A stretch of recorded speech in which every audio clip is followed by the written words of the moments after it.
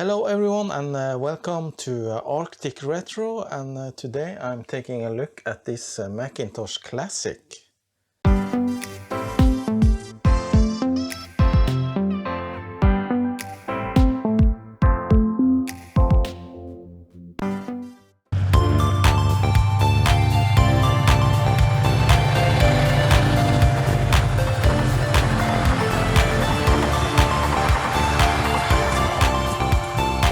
So it's a little campaign going on YouTube. It's called Marchintosh, and it's about Macintosh in March. So I thought I'll make a little video about that.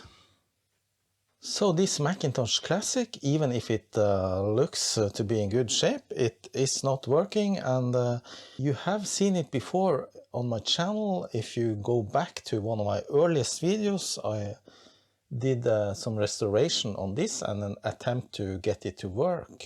And what I did then was to clean it up and retrobrite some parts of it, and yeah, it had a leaked battery and it was all a mess inside, as you can see on these pictures.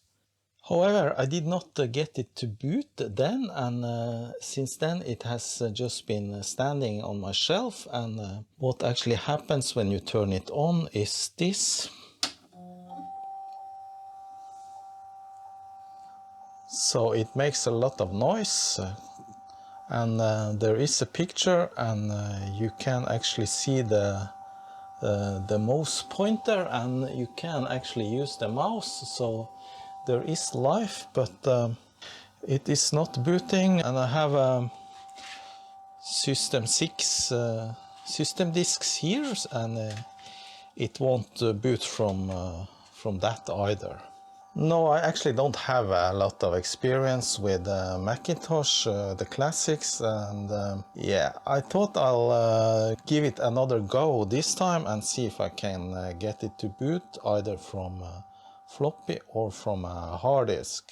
And the noise you hear comes from the hard drive, and it is of course a crashed hard drive. I had it open in the previous video about this, and that's the sound you hear trying to boot from the hard drive, or trying to spin up the hard drive, but not succeeding, and eventually it will show the floppy disk icon on the screen.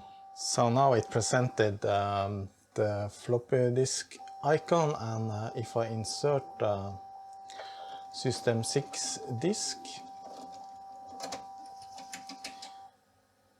it tries to read, but yeah, it doesn't succeed with that either. So it just spits out the disk again. Alright, let me try to open this machine, and it is in fact not trivial at all, because you need special equipment. You need a Torx bit like this, and for the two screws here on this side, it's not a problem, but there's actually two screws down here. Way down there in the handle there's two screws, and for example this tool here can't reach because the holes are too narrow, and I don't have a screwdriver that actually goes down there. I could have used this one, but I can't reach, it's not long enough, so I can't use that, and so we need to be a little bit inventive here, and what I found is actually this smaller screwdriver, and with a small flat bit. This will fit into the Torx screw head, and I can get them out.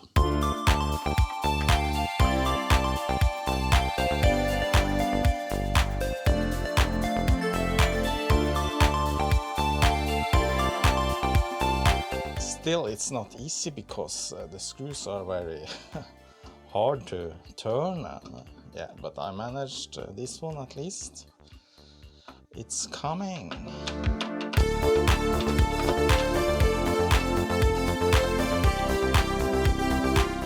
Then I need to remove the whole back case and yeah, use a little prying tool to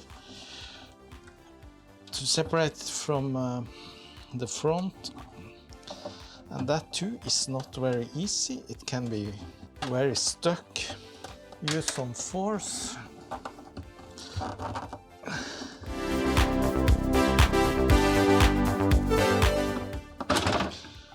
All right, that's it.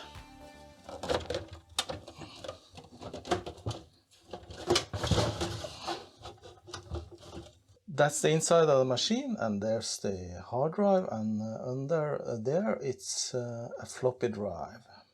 Alright, so I think I need to take apart this machine a little bit more to get out the hard drive and the floppy drive, and yeah, maybe start with removing the motherboard.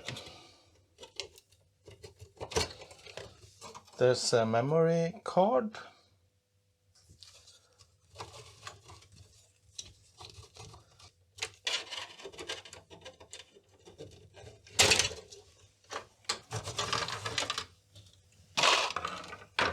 So this board is from 1990, and yeah, looks okay.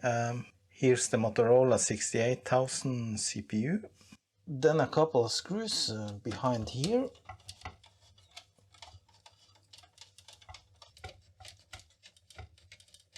So that freed up the hard drive. Now for the floppy drive, I think it's these two screws. And there's one screw down there, and one you reach from a hole in this box. With the floppy loose, I'm gonna do a quick servicing of it. The noise you hear in the background, it's a hailstorm on my roof right now. So I have a roof window just behind me here, and when it hails or hard rain, it noises a bit. So my understanding is that these old classic Macs, they have floppy drives that are totally different from everyone else, and because of that you can't really find replacements easy, and you can't use those kind of floppy drive emulators like the Gotek. But I think there are other solutions, I'm not really sure. I'm just going to try and clean yeah, the drive heads and also the stepper motor axle, and then try to lubricate. I know the eject mechanism is working because it ejected the floppy, but seems to not be able to read floppy. So there's a little bit of dirt. So now everything seems to be sliding very well. I have hooked up the floppy drive just to see what happens, and turned on the machine. And now with the hard drive gone, it's presenting the floppy icon immediately.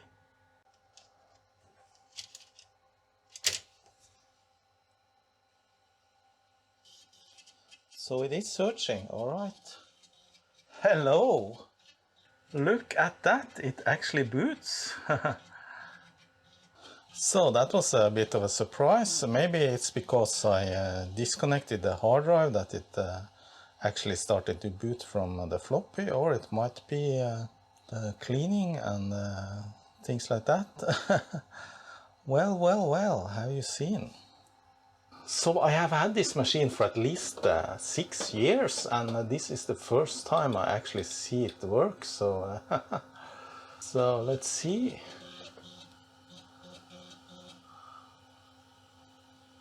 This is the classic Macintosh operating system. 608, Larry, John, Steve and Bruce. So this is the control panel. Nice. So let's see what's on the apps disk. So the rolling bar you see on the image is not on the screen actually, it's just because I'm filming the screen. Let's see what's on apps.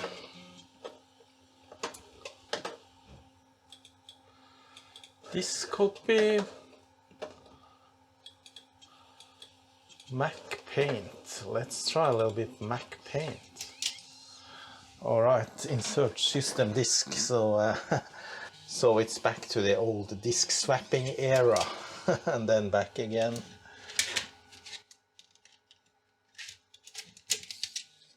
So there we have it, Paint.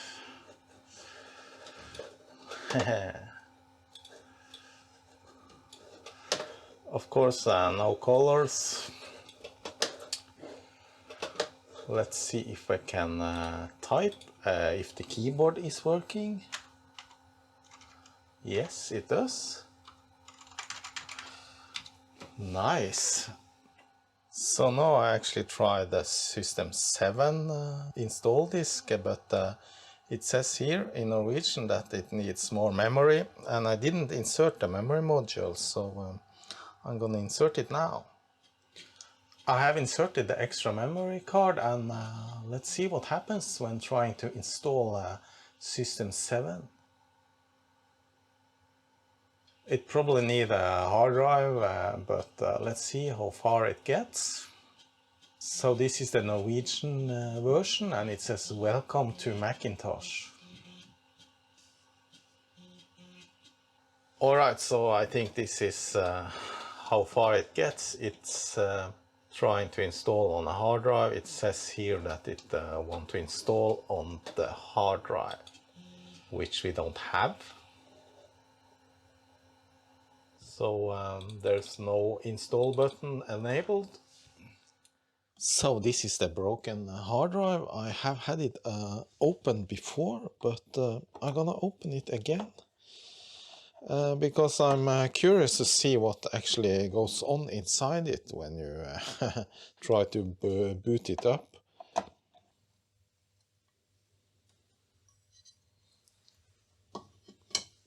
There it is. Hard drive with just one plate. Alright, let's see what happens if I turn on the machine now. It spins at least, but then it stops and just makes some noise and nothing happens. I have torn this poor hard drive a little bit more apart and removed the disk itself and the read and write mechanism, and just to see if there's anything obvious that can be fixed. Probably there's not, but I have lubricated a little bit, and here is the disk itself. So I'm gonna try and clean this really good and then assemble everything. I connected the drive again, but still the same, so no change there.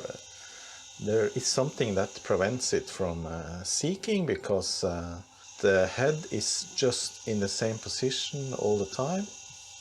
So eventually it stops, and then I'm gonna try and boot from the floppy and see if I can even detect the drive.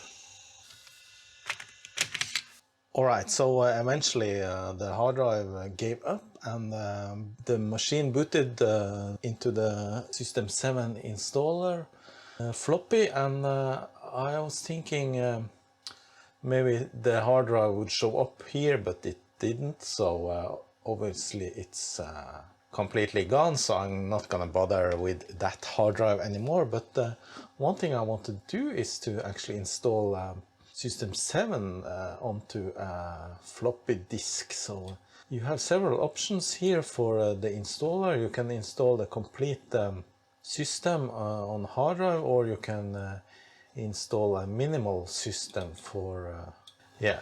So I select the Macintosh Classic now. So now I'm gonna install a floppy that I can install it to. And now it says that this is not a Macintosh diskette. Do you want to format? Yes, I want to format.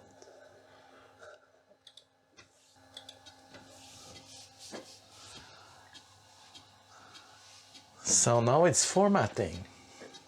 So this is all new to me. I have never ever installed Mac OS on any Mac except for my modern MacBook Air, which is something completely different. So now it's creating a catalog, and the installer button is now enabled. So I'm gonna try and install.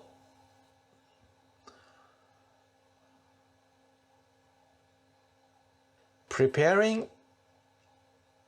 So now the disk swapping starts. It asks for the install disk, and then the new disk, and then swap again. This is a kind of bad user experience, Apple.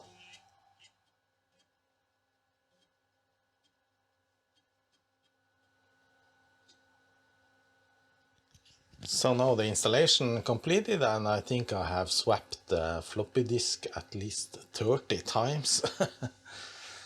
So now let's restart and boot from the new floppy. So now starting Macintosh System 7. Alright, there it is. So sorry this is in Norwegian, but that's the version I had of System 7. So let's see what it says about the Macintosh. So it has in fact 2 megabytes of RAM. So since this is the minimal installation of the operating system, there's not much you can do actually, but yeah, it's fun nevertheless to just see how it works.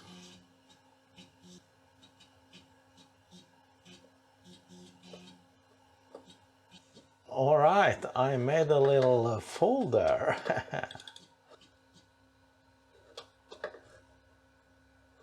So in my fantasy I was thinking that maybe I could eject the system disk and insert another one, but I can't. If I eject the System 7 disk, it just tells me to insert it again, so there's not much you can do. Alright, so I have booted the System 6 disk, and let's see what we actually can do with this operating system, even if I don't have a hard drive. This machine is from 1990, and in 1990 I was using Amiga, and Mac was really unknown to me and not common at all here in Norway. Well, let's see what we can do with the control panel. So here you have general settings, what kind of pattern you want for the desktop. So I have a write protected disk, so it won't save anything, but yeah, different options, and volume for the speaker, RAM cache. Then we have settings for the keyboard, the key repeat rate and the delay until repeat, and settings for the mouse, network, which of course I don't have.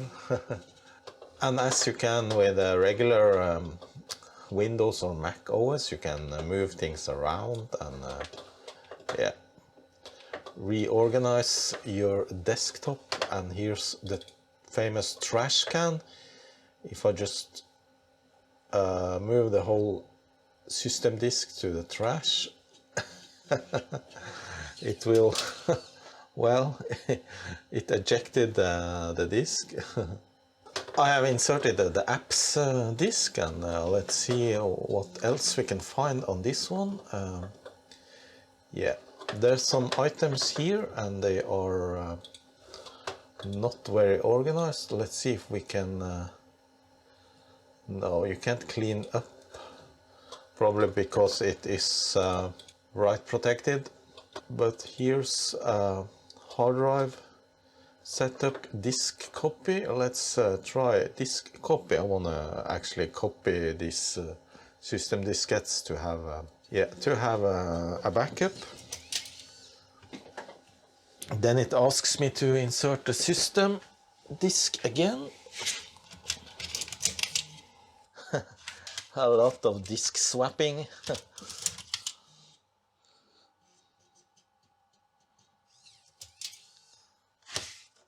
This is crazy, but yeah, it works.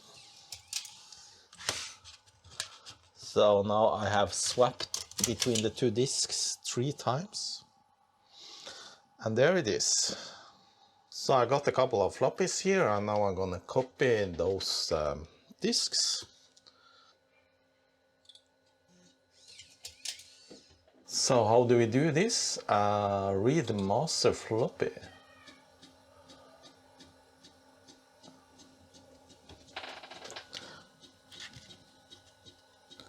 So now it actually reads the floppy into memory. So we'll see if we have to swap a couple of times or if it can read the whole thing into memory. So okay, now it asks me to make a copy. Inserting this old used floppy. Make a copy. What? Please insert a disk to copy onto. Well, I actually did that, but obviously I need to insert it once more.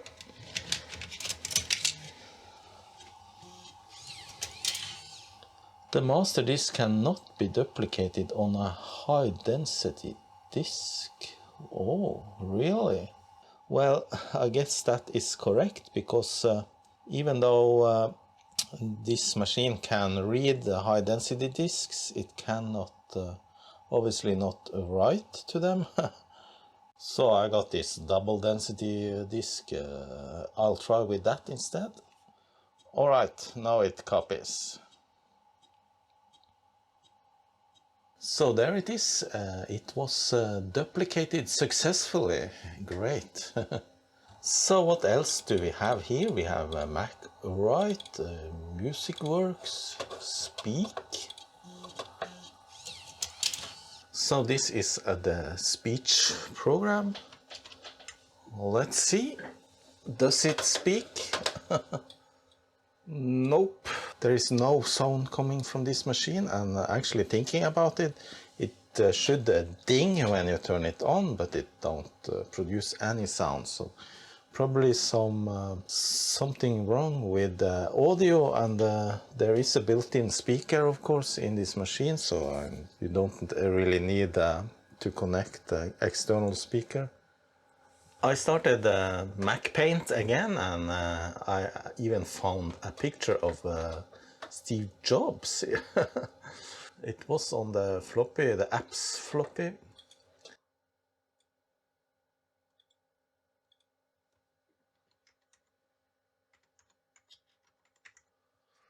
Alright, there you have it, Mac Paint 1.5, written by Bill Atkinson, copyright 1985. Here's another classic Mac program called Mac Write. So this is of course word processing software.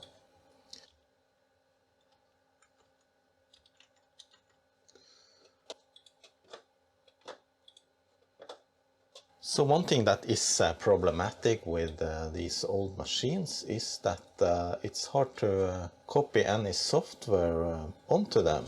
And the reason for that is that it's a special 800K floppy disk format, that it's hard to write floppies like that from a PC or even modern Macs. So, but I actually found a program called Mac Disk for Windows, and I actually tried and make a disk. And have you seen? Yeah, it actually works. So I actually made this disk and formatted it for this Mac on Windows using a modern USB floppy drive, so it actually works. I tried to download a game, this chess game, and write it to the disk, but I couldn't find a program that could unpack these disk images called SIT. SIT files are like zip files, but they are compressed with a stuffit format, and no matter what program I found that could unpack these SIT files, the file always came out with 0 bytes, so I have to try something else. So I just want to show you how I did it with producing the floppy disk for the Mac, and here's a simple cheap USB floppy drive. So I just of course insert it into the computer, and now it's recognized as drive A here, floppy disk drive A. But now this disk is formatted as a Mac disk, and of course cannot be read by Windows 10. Then I use this Mac disk program, and it's starting just to search for any Mac volumes. And if I insert an MS-DOS formatted floppy, of course it will be able to read it. This one had some Simpsons old screensavers, I think. So now what I'm gonna do, I'm gonna format this disk to be used on the Macintosh Classic. And for that I use this Mac disk program. And this shows me the different disks I have in my system. So I select this one, but yeah. Then you select format and select floppy drive A. Call it Mac.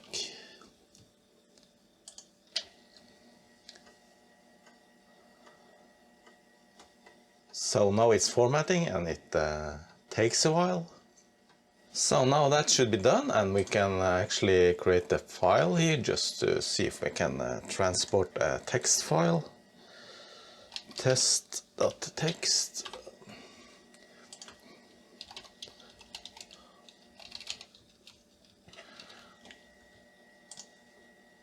Just drag it over to the Mac disk application, and it will write it to the floppy. So there it is, test.txt. I'm also testing this little game that I found, Cairo Shoot. I don't know if it works on my Macintosh Classic, but yeah, we'll see. So that was it. Let's exit this and try it out on the Mac.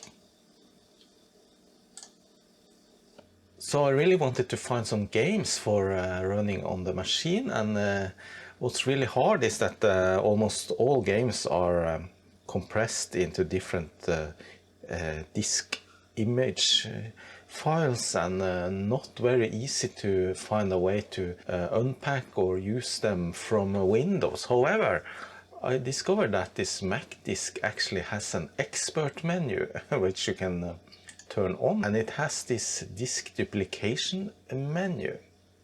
So if you go to file to disk and then you select I found some games collection here. It's a DSK file. Select this and then select the floppy. And then it asks if I want to overwrite, of course yes, and then it asks for the drive letter, which is strange, but yeah, this is old stuff. And then it says that the target size is 1.41 megabyte and the source size is only 400 megabytes. So are you sure I want to overwrite? Yes, I guess that's okay. So now it is actually copying that disk file to the floppy with all its contents. So if you check out the DSK file extension and what it is a generic disk image format that can be used on the Mac or Windows. It is built into Macs, and in Mac OS, but you can use several different tools in Windows. Alright, so the copying was now complete, and just exit to close the session. Alright, let's see if that disk works on this old machine.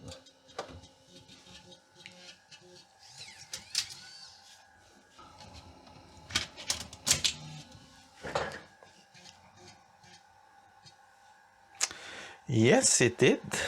So the name of the archive was Games, and here it is. Load Runner, Destroyer, Mouse Eaters, and Missile Command. Great. Let's try a Load Runner. And of course, it wants to swap to the system disk a couple of times before starting. Load Runner, alright. Huh. Keyboard or mouse, I'll use the mouse. Editor, okay. So this is maybe a familiar game for those of you that knows the Commodore 64. It was quite a popular game on that system.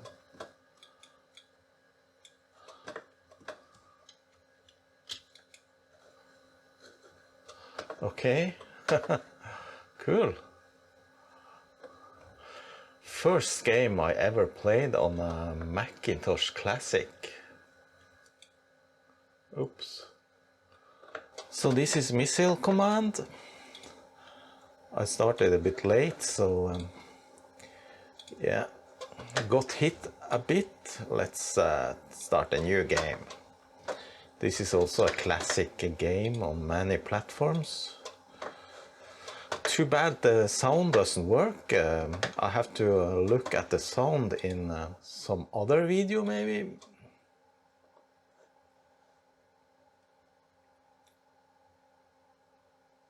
Well, that was easy. So to eject the system floppy when it is inserted, you actually have to drag it into the trash can. Is that intuitive or what?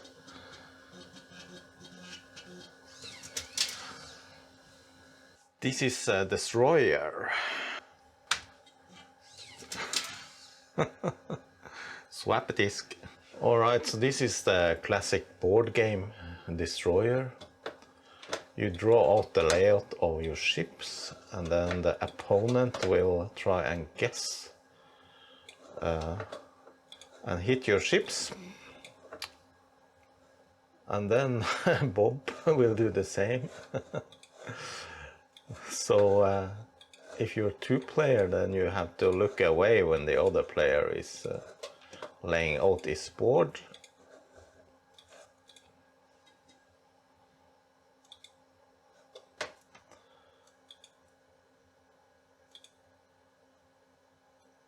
Alright, I think that's it for playing games on this machine for now. So at least that shows that it is possible to produce disks for these old machines still from a Windows 10 machine and using a modern USB floppy drive. Alright, as you have seen, this machine is pretty unusable without a hard drive because of all of the floppy swapping. But now I actually got hold of this IBM 1GB SCSI drive that has the same 50-pin connector, and I was thinking maybe I should try and use this if I can. I know Apple has its own rules when it comes to storage medium, and this might not work at all, or the operating system will only recognize Apple drives, but we'll see. I'll try and install System 7. I've connected the drive now, and let's see what happens. So the drive has spun up and sounds okay, and no strange noises or anything. And I'm now booting the System 7 install disk. I booted into the System 6 floppy disk, and on the apps disk there's Apple HD SC setup. and seems to be no luck because it is not able to recognize any drive, but I can hear that the SCSI drive is actually doing something like initializing or something, but no luck there. I did a little more research and I found that there are some patched versions of the HDSC setup program available on the internet, so I found this one which is patched, and again I used the MacDisk program in Windows to transfer it to a floppy, so let's see what happens now. And this patched version should actually make it possible to use non-Apple hard drives. Alright, that looks better. SCSI device 0. This patched version of the HDSC setup program actually is, call it cracked or hacked version, and it allows to initialize non-Apple hard drives. So let's press initialize them. And of course it wants to swap disks a couple of times before it can do anything, which is very annoying. I'm actually amazed that this floppy drive still works. Okay, I want to erase all the data, that's okay. Alright, so that's a bummer. We came a little bit further, but here it stopped. Unable to initialize the disk. So let's try the test button then.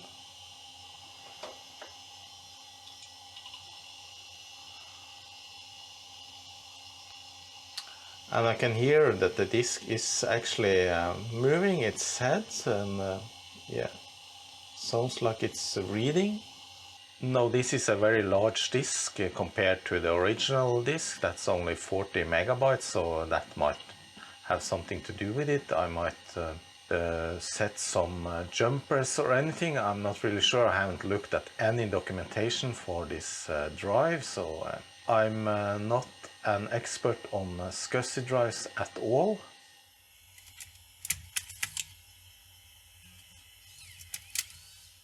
Alright, so I have changed the jumper settings to try different SCSI IDs, and as you can see it tests successful, but still cannot initialize. And yeah, I have asked a little bit around and haven't actually gotten any clear answers to what I might do, but it might be something wrong with the drive, it might be something wrong with the machine, you never know. So I think I'll give up for now. So in this video there will be no hard drive in this machine.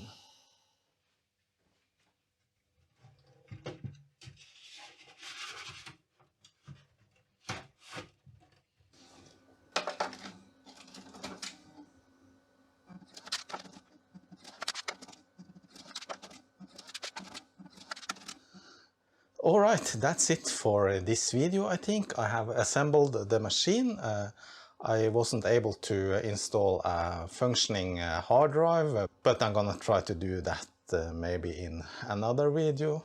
So other things I want to do with this machine is to maybe recap it and get the sound working, and there's always something that can be done.